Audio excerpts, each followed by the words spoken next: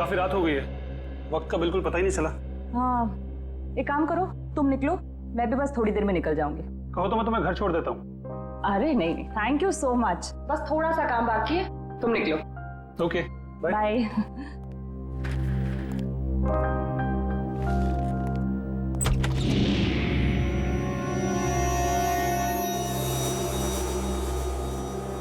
ठीक है, क्या है ये वैभव?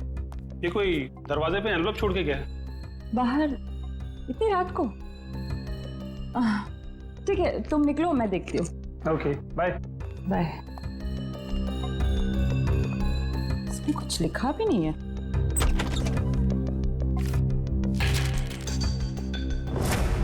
एक नजराना सालुंखे के लिए।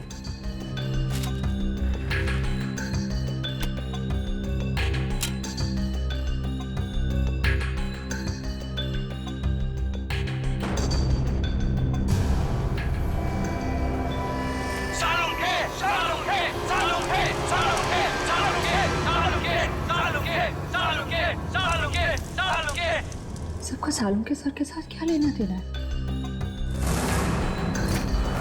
तो दोस्तों, जिस घड़ी का आपको इंतजार था वो घड़ी अब आ गई। अब दिल थाम कर बैठिए, कुछ ही पल में आप ये दुर्लभ मम्मी देख पाएंगे। ये मम्मी हमें बड़ी मुश्किल से मिली है, इसे हमने इजिप्ट से मंगाया है और ये हमारे म्यूजियम के लिए बड़े गर्व की बात है। ये दुर्लभ मम्मी सिर्फ और सिर्फ यहाँ है और इस दुर्लभ मम्मी को यहां तक पहुंचाने का सारा श्रेय जाता है मिस्टर हबीब को, जिन्होंने इस 2000 साल पुरानी मम्मी को हमारे म्यूजियम तक पहुंचाया है।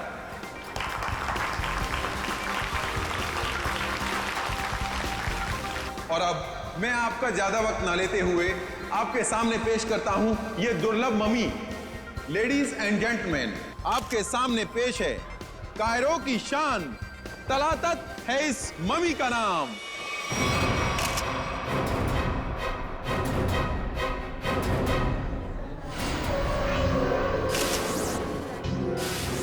अंदर देखो, ये किसने लिख दिया?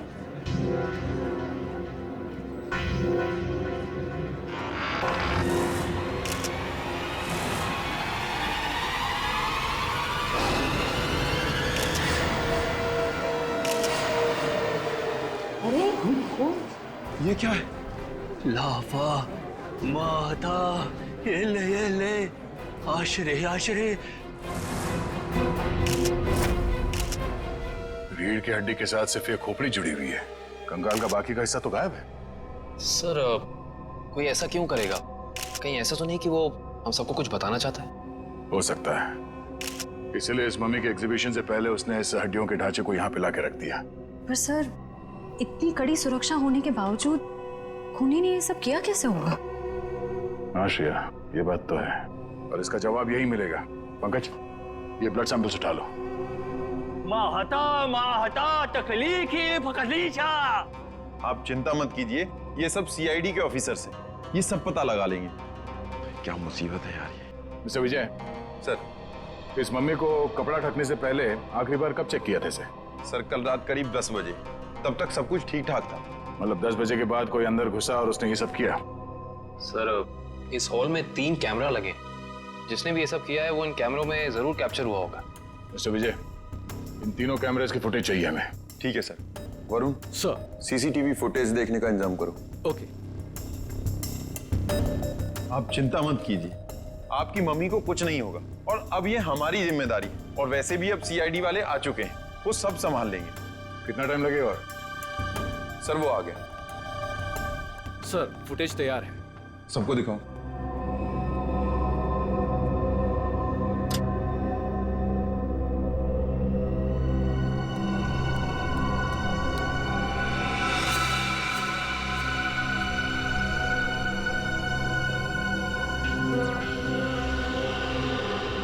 ये क्या? ये फुटेज ब्लैंक क्यों हो गया? जरा फिर से प्ले करो उसे। इसमें तो कुछ भी नहीं है। हाँ कभी, मगर ये फुटेज ब्लैंक कैसे हो सकता है? जरा दूसरे कैमरे का फुटेज दिखा। ऐसे कैसे हो सकता है? तीसरा कैमरे का फुटेज दिखाओ। इस कैमरे में औरत, लंबे बाल वाली औरत दिख रही है और दूसरे कैमरे में कोई दिख नहीं रहा। ये कैसे हो सकता है?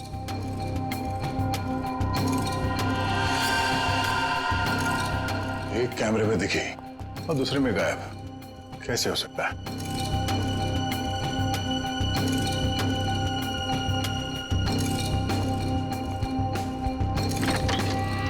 ये देखो, वो खूनी यहाँ इस खिड़की से ही अंदर आया है। सर अगर ये खूनी इस खिड़की से अंदर आया है और एक कैमरे में कैप्चर हुआ है, बाकी दोनों कैमरों में कैप्चर क्यों नहीं हुआ?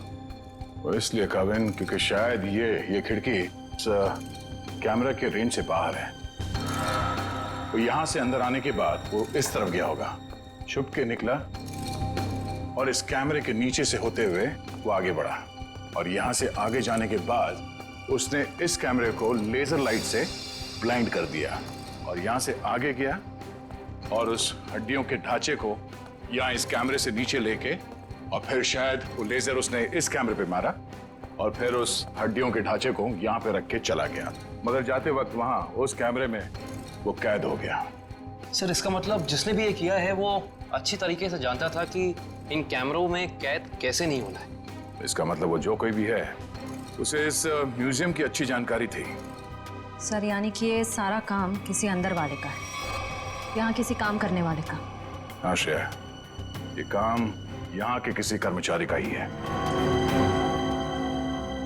सर वो खिड़की देखने में काफी छोटी लगती है, मतलब जो भी अंदर आया है वो ज्यादा कद का नहीं होगा, 5 फीट के आसपास। और सर वो आदमी बहुत पतला दुबला होगा। आदमी क्यों, वो कोई औरत भी हो सकती है। उस फुटेज में उसके काफी लंबे बाल थे। नहीं सर, ये दोनों ऐसा काम नहीं कर सकती। ये तो हमारे यहाँ काफी सालों से काम कर रही हैं। तो फिर कौन कर सकता है? एक मिनट, जरा वो फुटेज दिखाना जहां पे वो औरत दिखी थी फ्रेम में। पॉज करो सर,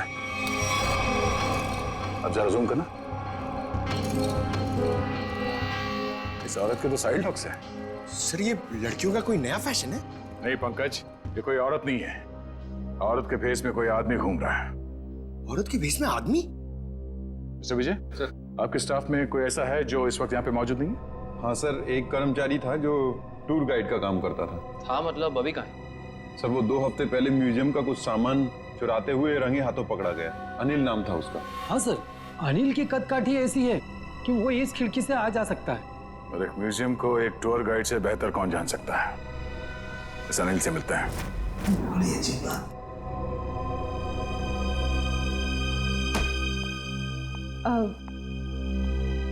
सर, कल रात को ना एक अजीब डीवीडी आई है आपके नाम से लैब में।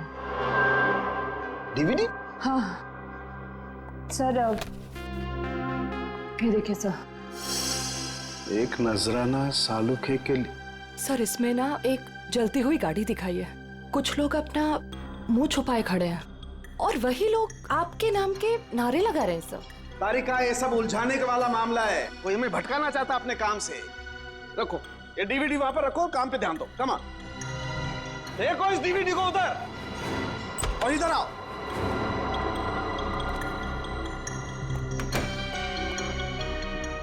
क्या हुआ बॉस, कोई सवाल नहीं पूछा? आते खामोश है सबके सब। चलो कोई बात नहीं, मैं आपको ऐसी बात बताता हूं जिससे शायद आपका मौन व्रत टूट जाएगा। बॉस, बड़ी माथा पच्ची करने के बाद, अच्छी तरह से जांच करने के बाद पता लगा कि इस रीढ़ की हड्डी में छेड़छाड़ की गई है। रीढ़ की हड्डी के साथ छेड़छाड़ की मतलब ये कि इस रीढ़ की हड्डी की हर वर्टिब्रा को गौर से देखो तो पता चलता है कि सारी वर्टिब्रा उल्टे सीधे क्रम में लगी हुई है। रीढ़ की हड्डियां गलत क्रम में लगी है, इसका क्या मतलब हो सकता है यार? मतलब ये कि देखो ये वर्टिब्रा C1, इसके बाद होनी चाहिए C2, लेकिन यहाँ पर है C7 और ऐसे ही ये सब कुछ उल्टा पुल्टा। तो रीढ़ की हड्डी में बाकी हड्डी के टुकड़े अलग ही क्रम में? हाँ, सारी हड्डियां बिल्कुल उल्टी पुल्टी लगाई गई है। जैसे कि C1 के बाद आना चाहिए C2 पर है C7, फिर आना चाहिए C3 पर है C2 और उसी तरह से सारी हड्डियां। C1, C7, डॉक्टर साहब ये क्या है, कुछ समझ में नहीं आ रहा है। अरे तुम्हारी क्या निकल, हमारी समझ में नहीं आया भैया। बहुत खोपड़ी लगाई तब पता चला है किसी ने बड़ी होशियारी से, बड़ी सावधानी से ये हर वर्टिब्रा को उल्टा सीधा क्रम में लगाया है। और जिसने भी ये किया है ना साळुंखे, किसी खास मकसद से ही किया है ये, खास मकसद से। और एक बात, जिस किसी ने भी ये किया है ना बॉस, उसे मानव शरीर की और मानव की हड्डियों के ढांचे की बड़ी अच्छी जानकारी है। सर ये सब करने के लिए कोई इतनी तकलीफ क्यों उठाएगा? सचिन, मुजरिम ये सब करके हमें ये बताना चाहता है कि हमारा मुकाबला किसी साधारण आदमी से नहीं है, वो बहुत खतरनाक है। सिर्फ खतरनाक ही नहीं, दिमागी बीमारी है इस आदमी को। सिर्फ इतना ही नहीं सर, इन हड्डियों पे जो खून लगा हुआ है, टेस्ट करने के बाद पता चला कि वो किसी एक इंसान का नहीं है, बल्कि 3 अलग अलग लोगों का है। क्या मतलब सर 3 और लोग मरे? खून 3 और लोगों का है? 3 लोग और मरे हैं? सचिन, 3 लोग मरे हैं या जिंदा, ये तो तभी पता चल जाएगा जब हम इस सिरफिरे को पकड़ लेंगे तब। लेकिन जिंदा।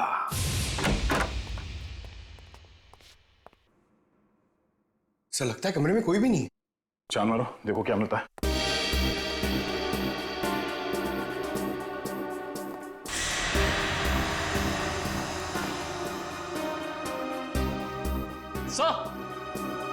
सर ये देखिए, अनिल सर जिंदा है, मगर सांसें बहुत धीमी चल रही हैं इसकी। पंकज, एम्बुलेंस को फोन करो जल्दी। हाथ खोलो।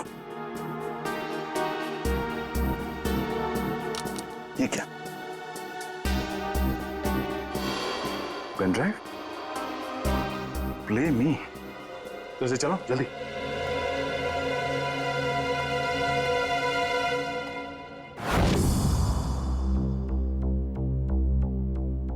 सालुंखे, मैं जानता हूं कि मेरा यह संदेशा तुम तक जरूर पहुंचेगा। मैंने सुना है कि तुम दुनिया के एक प्रसिद्ध फॉरेंसिक विशेषज्ञ हो और मुश्किल से मुश्किल केस को चुटकी बजाते ही हल कर लेते हो। मैं ऐसा नहीं मानता। मेरी नजरों में तुम सिर्फ एक आम इंसान हो और अब मैं आ गया हूं और बहुत जल्द दुनिया के सामने तुम्हारी असलियत ला कर रख दूंगा। सालुंखे, मैंने 3 आदमियों को बंदी बनाकर रखा है। अब उनकी जिंदगी तुम्हारे हाथों में है। तुम चाहो तो उन्हें बचा सकते हो। तुम्हारे पास जो रीढ़ की हड्डी है उसके जरिए उन तक पहुंच सकते हो, लेकिन तुम्हारे पास सिर्फ और सिर्फ 6 घंटे हैं। तो दिखाओ अपनी काबिलियत, और अगर तुम उन 3 लोगों को नहीं बचा सके तो उनकी मौत की जिम्मेदार होगे तुम, और तुम्हारा समय शुरू होता है अब।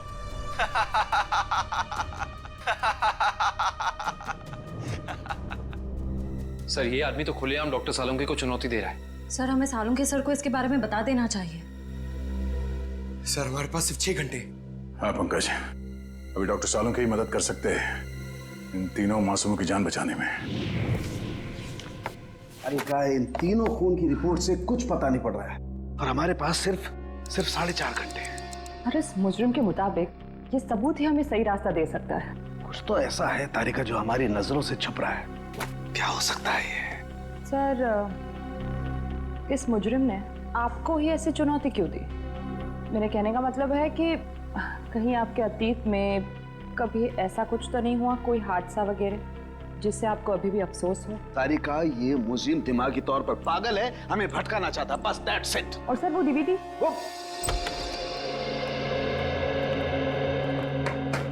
क्या हुआ सामने? क्या पता चला? बॉस, हमारे पास सिर्फ 4.5 घंटे हैं। वक्त गुजरता जा रहा है और मुझे अभी तक कुछ पता नहीं चला है। यार वही मैं तुझे कहने आया हूं कि जल्दी बता। बस मुझे लगता है इस रीढ़ की हड्डी में कोई कोड है। मुझे एक एक वर्टिब्रा फिर से चेक करनी पड़ेगी बस।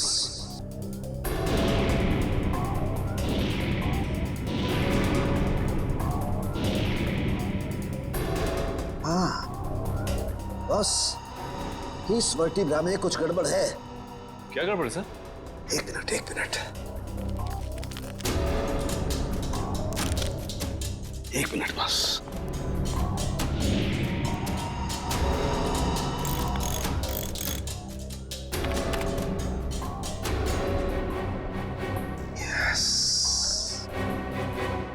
हाँ बस, पकड़ में आ गया। बॉस, इस इंसान की ये वर्टिब्रा में, ये वर्टिब्रा इंसान की नहीं है। तो फिर किसकी है सारुण के? जानवर की है।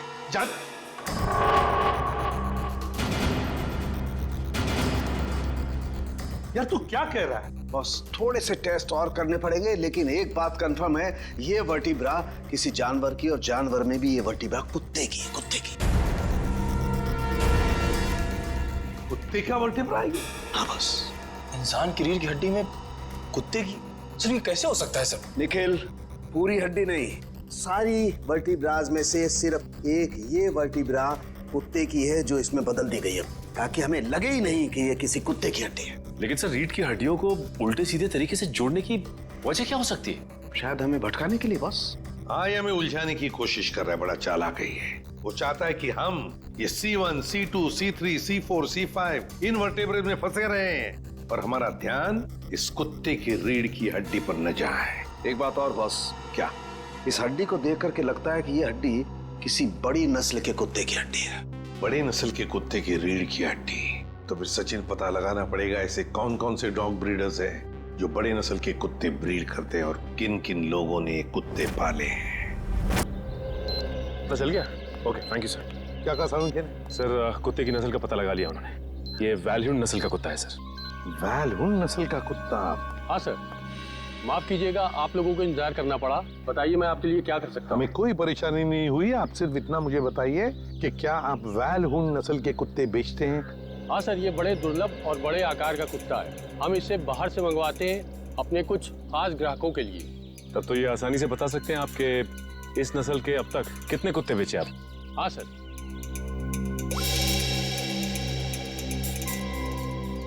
पिछले साल 2 कुत्ते बेचे और इस साल 4 दिन पहले 1 कुत्ता बेचा, वैल्यून नस्ल का, पूरे शुद्ध। 4 दिन पहले? सचिन, इन कुत्तों के सारे डिटेल्स ले लो। सर, हाँ, अनिल को होश आ गया है। उसने बताया उससे जो कुछ भी कराया गया जबरदस्ती करवाया गया है। तो फिर उसने खूनी को तो देखा होगा ना? नहीं सर, उसने खूनी को नहीं देखा। डैम इट, हमारे पास सिर्फ 3.5 घंटे। चलो जल्दी।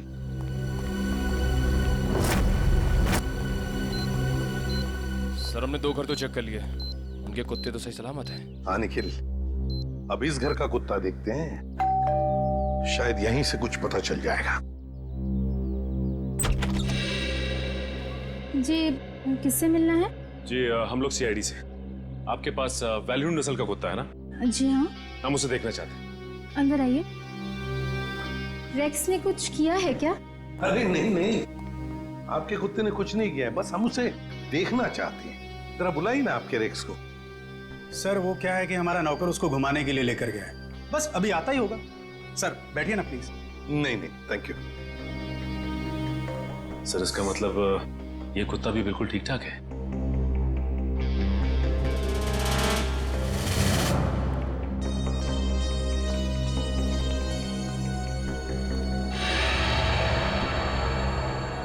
क्या यही है आपका रेक्स? जी सर, आपको कोई शक है क्या? मैं फिर से पूछता हूं, क्या यही रेक्स है? जी हाँ सर। देखिए, हमारे पास जिस कुत्ते का फोटोग्राफ है उसके दाहिने आंख के ऊपर, मतलब यहां पर एक काला धब्बा है। आपके इस रेक्स में वो नहीं है। ये क्या कह रहे हैं सर आप? इसका मतलब तो यही हुआ कि जो कुत्ता आप लोगों ने खरीदा है वो ये कुत्ता नहीं है। ये क्या है माया? क्या कह रहे हैं सर? हमें कुछ समझ में नहीं आ रहा। ये तो अब माया जी समझाएगी। क्यों माया जी, कहाँ है रेक्स आपका? वो सर। माया जी प्लीज, हमारे पास वक्त बहुत कम है, इसलिए जवाब दीजिए। किसी की जिंदगी और मौत का सवाल है, प्लीज। अशोक, रेक्स गुम हो गया था। मैं डर गई कि तुम नाराज हो जाओगे, इसलिए मैं उससे मिलता जुलता दूसरा कुत्ता खरीद लाई। हमारा प्यारा रेक्स गुम हो गया और तुमने मुझे बताना जरूरी नहीं समझा और दूसरा कुत्ता ले? आपको पता नहीं चला? सर मैं मर्चेंट नेवी में पिछले 6 महीने से मैं शिप पे था, अभी 2 दिन पहले आया हूँ। अच्छा माया जी, ये आपका रेक्स गुम कैसे हुआ? सर हमेशा की तरह मैं रेक्स को लेके रोड में टहलने निकली। वो मुझसे दूर भागने लगा। मैंने उसे पकड़ने की कोशिश की, पर पता नहीं भागते भागते वो कहाँ खो गया। और आपने उसे ढूंढने की कोशिश नहीं की? हाँ सर, बहुत कोशिश की पर मिला ही नहीं। अच्छा, ये सब कब हुआ, कहाँ पर हुआ? 4 दिन पहले, जंगल के पीछे वाले रास्ते पर। जंगल का पीछे वाला रास्ता? सर हमारे पास वक्त बहुत कम है। सर जंगल काफी बड़ा और राइस को ढूंढना थोड़ा मुश्किल है सर। रेडियो और पंकज को लगा दो काम पर, फोन करो उसे। Thank you very much. अरे सर, ये एसीपी सर ने हमें अचानक यहाँ क्यों बुला लिया? पता नहीं यार, एसीपी साहब का ऑर्डर है भैया, मानना तो पड़ेगा। हाँ सर, मैंने सुना है इन जंगलों में ना जंगली जानवर आते हैं। अबे तू मुझे बता रहा है या डरा रहा है? बता रहा हूँ सर, मैंने अखबार में पढ़ा है। एक बार एक आदमी इन जंगलों में कहीं घूम गया था, चीता ने पीछे से उसके ऊपर झपट्टा मारा और उसे कच्चा चबा दिया। कच्चा चबा दिया? अरे बाप रे! और चीता तो पीछे से झपट्टा मारता है सर। पंकज एक काम कर, तू आगे देखते हुए चल, मैं पीछे देखते हुए चलता हूँ, उल्टा। ओके चल। चले सर। हाँ। रेडियो और पंकज लगे हैं ना काम पे? हाँ सर, लगे हुए लोग। सर एक बात समझ में नहीं आ रही है, कुत्ता माया के घर से भागा क्यों? मुझे तो लगता है निखिल, कुत्ते को किसी चीज से ललचाया होगा, इसलिए वो भाग गया। ये सब उस खूनी का प्लान हो सकता है। अब चल। पंकज, वहाँ झाड़ियों में कुछ है? सर कहीं चीता तो नहीं?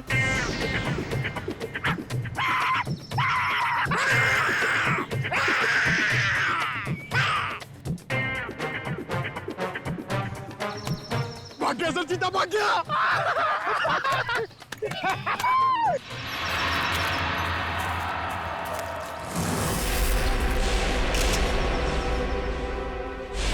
एक मिनट, ये देखो।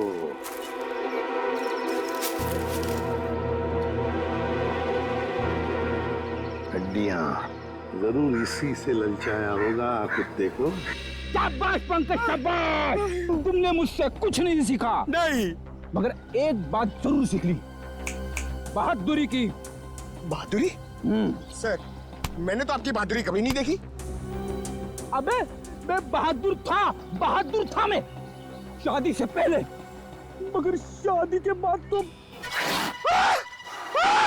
सर, ये चीता कहीं फिर से तो नहीं आ गया? अरे बाप रे, अब क्या करें? आपको पेड़ पे चढ़ना आता है? नहीं, पंकज भाग भाग भाग भाग, भाग।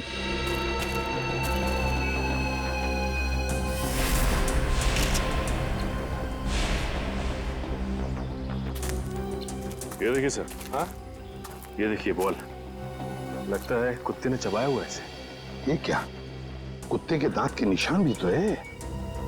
इसका मतलब है वो लोग इसी दिशा में गए हैं, क्योंकि हड्डियां हमें वहां पर मिली और ये बॉल यहाँ पर। उसी तरह होगा, वो देखते हैं।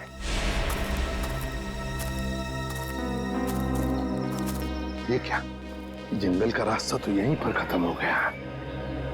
क्या करें?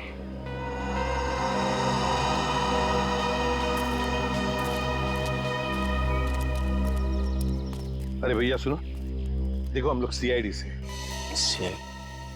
घबराओ मत, सिर्फ पूछताछ करने आए हैं। एक बात बताओ, 4 दिन पहले क्या तुमने यहाँ पर किसी बड़े नस्ल के कुत्ते को देखा है? सफेद रंग का कुत्ता, उसके शरीर पर काले काले धब्बे थे, बड़ा खूबसूरत सा कुत्ता था। ये कुत्ता क्या सब, यहाँ तो दिन में बहुत सारे कुत्ते घूमते हैं। अरे भाई साहब, आपको बताया ना कि बड़ी नस्ल का कुत्ता, वो कोई आम कुत्ता नहीं था। अच्छा अच्छा, वो जिसे लोग गाड़ियों में लेकर घूमते हैं? हाँ। ऐसा कुत्ता तो देखा नहीं, लेकिन 4 दिन हो गए मैं अंदर खाना खा रहा था और एक कुत्ता जोर जोर से भौंक रहा था। तो मैं खाना छोड़कर बाहर आया, कुत्ता तो नहीं था, लेकिन एक सफेद कलर की वैन तेजी से निकल गई। शायद वो कुत्ता उसमें हो। सफेद कलर की वैन? अच्छा, वैसे तो तुम लोगों को आदत सी होती है ना किसी भी गाड़ी का नंबर, गाड़ी का मेक याद रखने की, तो हो सकता है उस गाड़ी का भी नंबर याद हो तुम्हें। हाँ साहब, वैन का नंबर था STU 3339।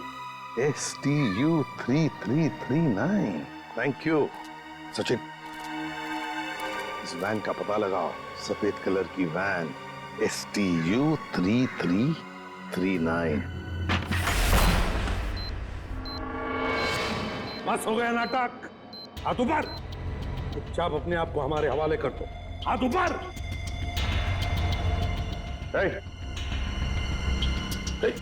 अच्छा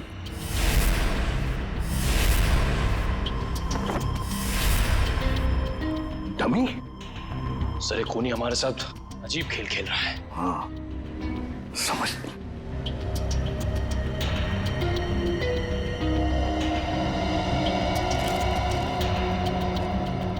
चिट्ठी है। तुम्हारे अंदर कुछ खास नहीं है, बड़े मामूली और आम हो तुम। अब मान लो कि तुम उन 3 लोगों को बचाने में नाकाम हो चुके हो, तुम हार गए। अच्छा सर ये कोई सन की है।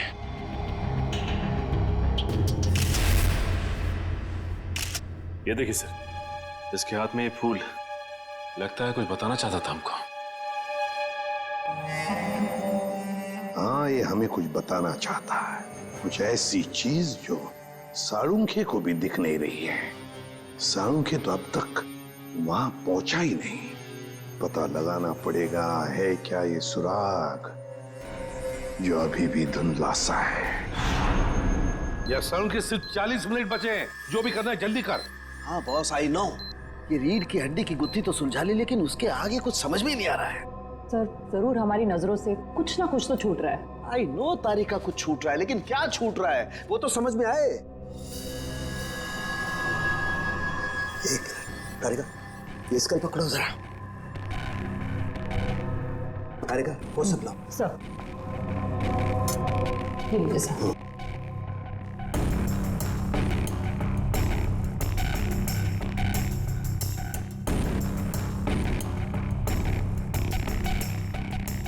ये दांत तो प्लास्टर ऑफ पेरिस का लगता है।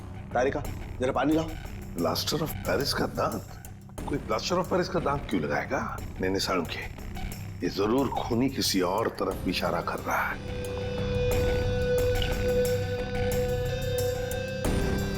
अच्छा साळुंखे साहब, ये आपके प्रोफेशन में ये प्लास्टर ऑफ पेरिस कहाँ इस्तेमाल होता है?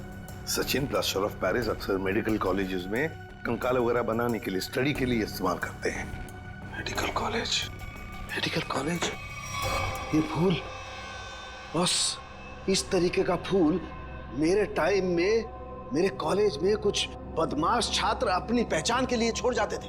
तो इसका एक ही मतलब हो सकता है साळुंखे कि खूनी तेरे मेडिकल कॉलेज की तरफ इशारा कर रहा है। हाँ तेरे मेडिकल कॉलेज की तरफ, मेरे कॉलेज की तरफ। सर मैं आपसे जिस डीवीडी के बारे में बात कर रही थी ना, उसके वीडियो में लोगों ने जो कपड़े पहने हैं उन पे भी ठीक ऐसे ही फूल का प्रिंट बना हुआ है। किस वीडियो के बारे में बात कर रही हो तारिका? तारिका वो वीडियो ऑन करो। हाँ सर। लगाओ लगाओ वीडियो लगाओ।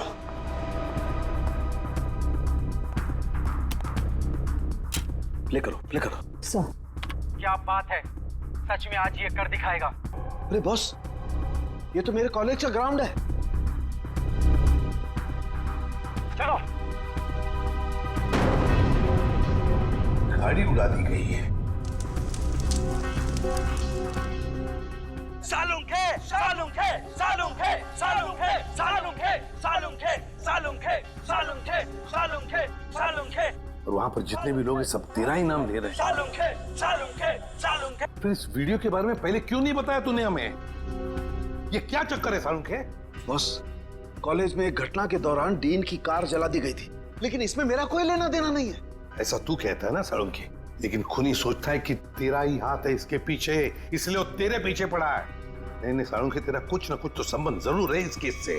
My God, plaster of Paris का दांत लगाना, उस डमी के पास उस फूल का छोड़ जाना। माय गॉड बॉस, बॉस ये मुझे अपने कॉलेज की तरफ बुला रहा है।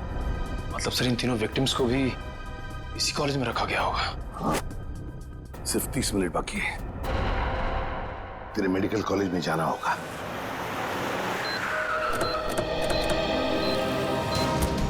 सिर्फ 10 सेकंड बचे सर हमारे पास। सर वो तीनों मिलेंगे क्या? उस तरफ हो गए, उस तरफ।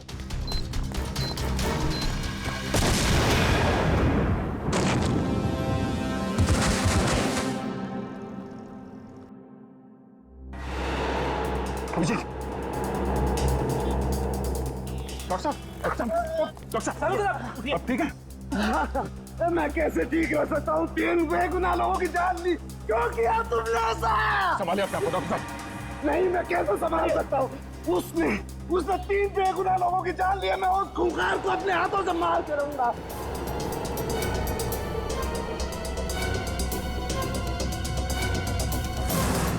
साळुंखे, वक्त बहुत कम है हमारे पास। 3 लोगों की जानें चली गई इस आदमी की वजह से, और तू ऐसे हताश बैठा। तो क्या करूं बॉस? ये मेरी गलती थी। मेरी वजह से 3 मासूमों की जान गई और मैं कुछ नहीं कर पाया। बॉस, मैं फेल हो गया। यार, तेरी वजह से जान नहीं गई है। तूने जो भी करना था सब कर लिया। अगर वक्त पर काम नहीं आया तो क्या किया बॉस? मुझे पहले क्यों नहीं समझ में आया? वो फूल, वो पीओपी का दांत, वो डीवीडी, पहले क्यों नहीं समझा? ये इशारा आया। सर, आप अपने आप को क्यों दोषी मान रहे हैं? जो भी हुआ उसमें आपकी क्या गलती थी? मेरी क्या गलती? बॉस, क्या फायदा मेरे एक्सपीरियंस का, मेरे अनुभव का? क्या फायदा जब मासूमों की जान मेरी आंखों के सामने चली जाए? क्या फायदा? क्या बात करता है तू साळुंखे? अरे साळुंखे उस इंसान का नाम है जो कभी हारना नहीं जानता। जहाँ पर कुछ भी नहीं है उसमें से कुछ न कुछ तो ढूंढता ही है। हाँ सर, जब उम्मीद की एक भी किरण दिखाई नहीं देती, उस वक्त भी आप ऐसा कुछ ढूंढ निकालते कि हम लोग आसानी से केस सॉल्व कर लेते, मुजरिमों को पकड़ लेते। Yes, eureka! जहर बॉडी में आया था दांत से। लेकिन सचिन, आज मुजरिम जीत गया। सीआईडी की ड्यूटी के दौरान जो कुछ भी हमने आपसे सीखा है, आपका जोश, आपका हौसला, सर आप कभी हार नहीं मान सकते। हाँ सर। देखता क्या है, सोचता क्या है? उठ, लग जा काम पे। बॉस, मैं तुमसे वादा करता हूं, ये साळुंखे तुमसे वादा करता है, मैं उस खूनी को छोड़ूंगा नहीं। मैं उससे उसके अंजाम तक पहुंचा करके रहूंगा बॉस। Yes, yes. ये हुई ना बात। साळुंखे कभी हिम्मत नहीं हारता। आप देखना, यूं सुराग मिलेगा साळुंखे, यूं सुराग मिलेगा। मेरे साथ तुम लोगों का साथ है, साळुंखे हार सकता नहीं। मैं जरूर उसे उसके अंजाम तक पहुंचा के रहूंगा।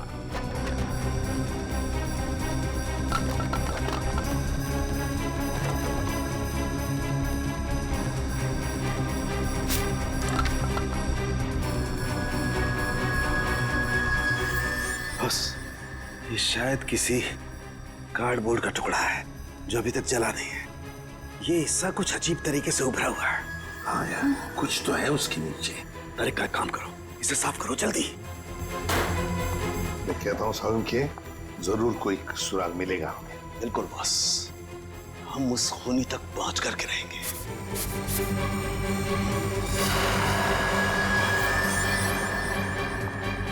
सर, से देखिए, यहाँ पे कुछ लिखा हुआ है। एवी क्या हो सकता है? सर, जीडी रोड पे एक कार्डबोर्ड बॉक्स की कंपनी है सर, जो पिछले 2 सालों से बंद है, और उस कंपनी का नाम है एवी एंटरप्राइजेस। तो इसका एक ही मतलब हो सकता है कि खूनी ने अपना ठिकाना बना दिया है उधर ही, एवी एंटरप्राइजेस में। काश अब वो जान पाता कि उसकी उल्टी गिनती शुरू हो गई है। सर, यही एवी एंटरप्राइजेस की फैक्ट्री।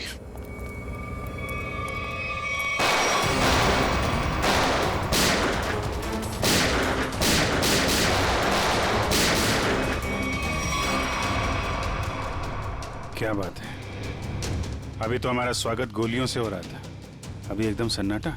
सर, लगता है कोई नई चाल चलने वाला है।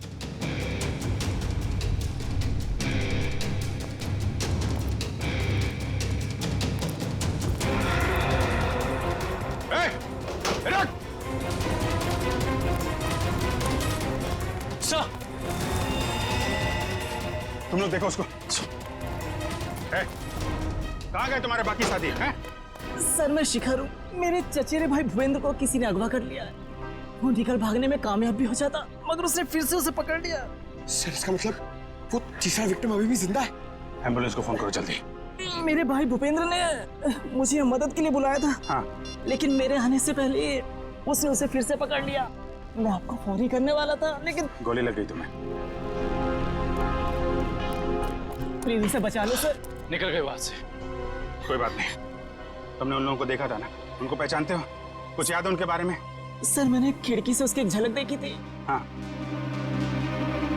उसका चेहरा झोपड़े के पास से जला हुआ था। चेहरा जला हुआ था?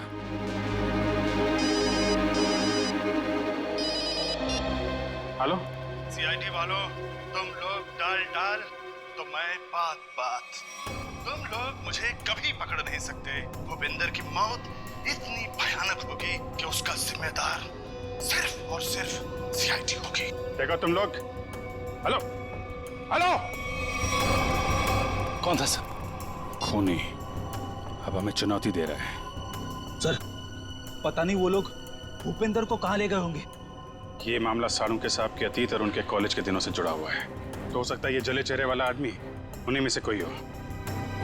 उस समय के जितने भी स्टूडेंट थे सबके बारे में पता लगाना होगा। क्या 20 साल पहले सोया और 1 महीना पहले जग गया? Okay, thank you. जवाब रेडी? सर 20 साल पहले साळुंके साहब के मेडिकल कॉलेज के डीन की कार जब उड़ाई गई तो उस धमाके में कुणाल नाम का एक छात्र घायल हो गया और कोमा में चला गया।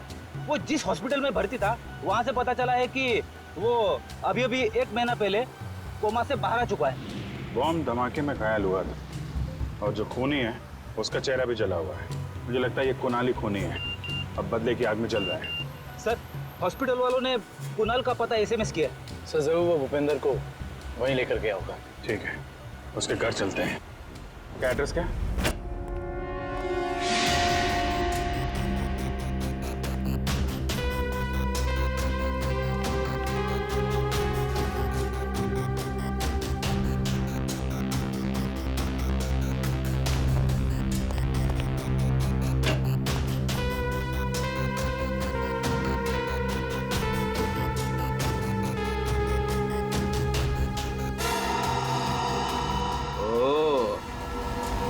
तो यहाँ छुप के खड़ा है। बाहर आ जाओ कुणाल, तुम्हारा खेल खत्म हो चुका है। बाहर आओ। अरे तुम मेरे पीछे कैसे आ गए?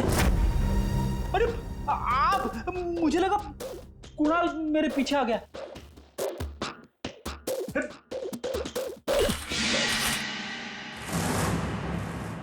सिर्फ जूते हैं, वहां चेक करो।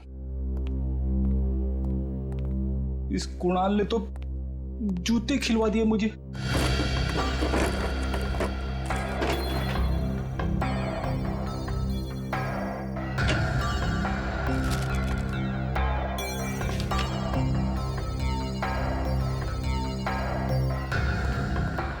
सर यहाँ कोई नहीं है।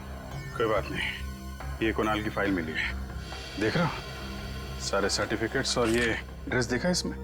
दूसरा एड्रेस लिखा है यहाँ पे, 12 गोलकुंडा। कहीं भूपेंद्र को लेके यहाँ तो नहीं छुपा बैठा है?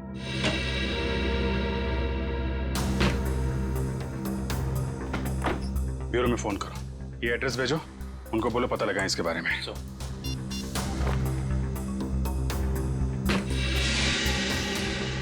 अरे सर जल्दी आइए।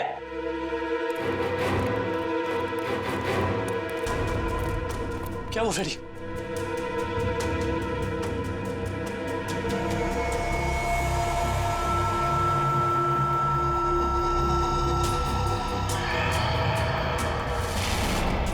मैं अपना बदला लेकर रहूंगा। जिसने भी मुझसे मेरा कीमती वक्त छीना है, मैं उसकी जिंदगी छीनूंगा। जो दर्द मुझे मिला है वो दर्द मैं बराबर लौटाऊंगा।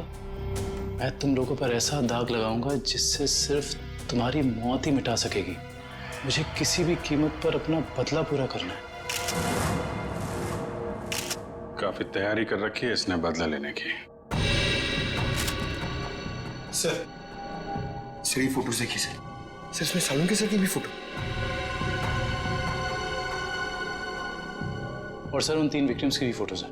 ये फोटो तो अभी हाल के ही लग रहे हैं। बिल्कुल सर, ये सारी फोटोज इस केस की जांच के दौरान ली गई हैं। ये तो माया के घर का फोटो है। ये कुणाल हम पे जासूसी कर रहा है क्या? जासूसों के ऊपर जासूसी? जहां जहां हम जा रहे हैं हमारा पीछा कर रहा है। इस बार आएगा, वापस नहीं जाएगा।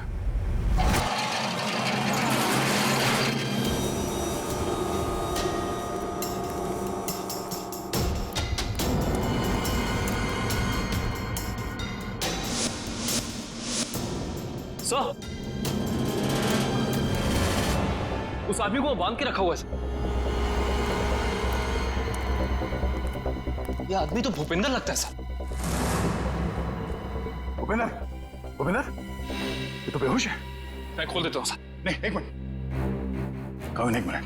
अगर वो खूनी इस आदमी को मारना चाहता था तो बॉक्स फैक्ट्री में भी मार सकता था। इसे यहाँ पे लाके बांध के क्यों रखा है? ओह, मतलब ये हमें मारने के लिए चाल बिछाया उसने।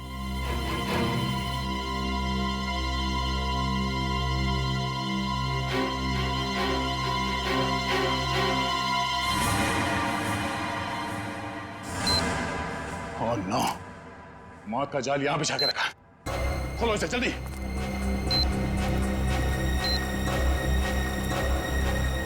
जल्दी खोलो इसे।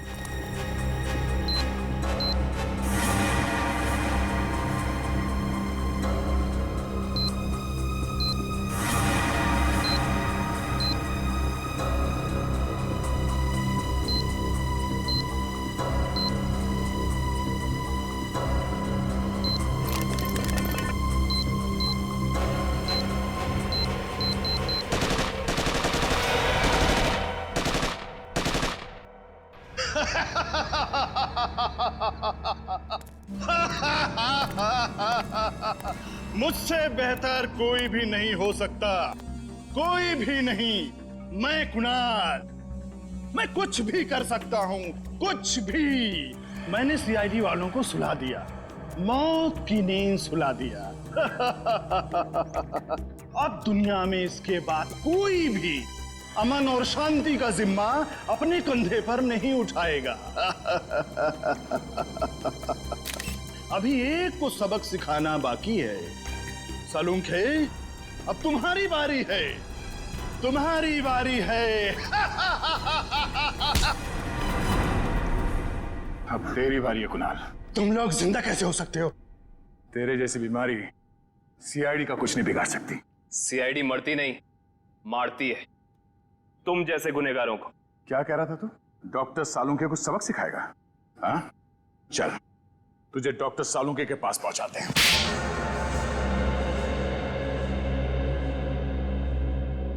क्यों मारा मासूम लोगों को तुमने? वो मासूम नहीं है, वो अपराधी है, मेरे अपराधी। मैं उन सब लोगों को मार देना चाहता था जिन्होंने मेरी जिंदगी बर्बाद करने में कोई कसर नहीं छोड़ी। मैंने क्या बिगाड़ा था तुम्हारा? मेरी जिंदगी बर्बाद करने में तुम्हारा बहुत बड़ा हाथ था सालुंके।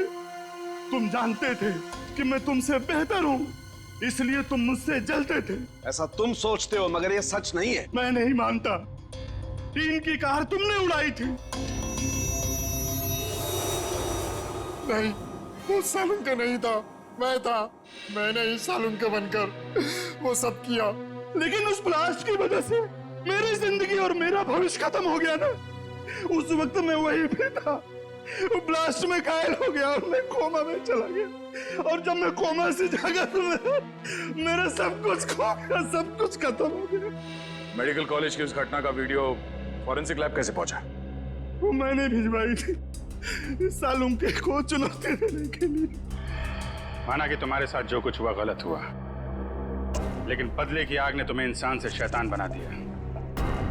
कानून हाथ में लेने वाले को कानून कभी माफ नहीं करता। तुम दोनों की इसकी सजा जरूर मिलेगी।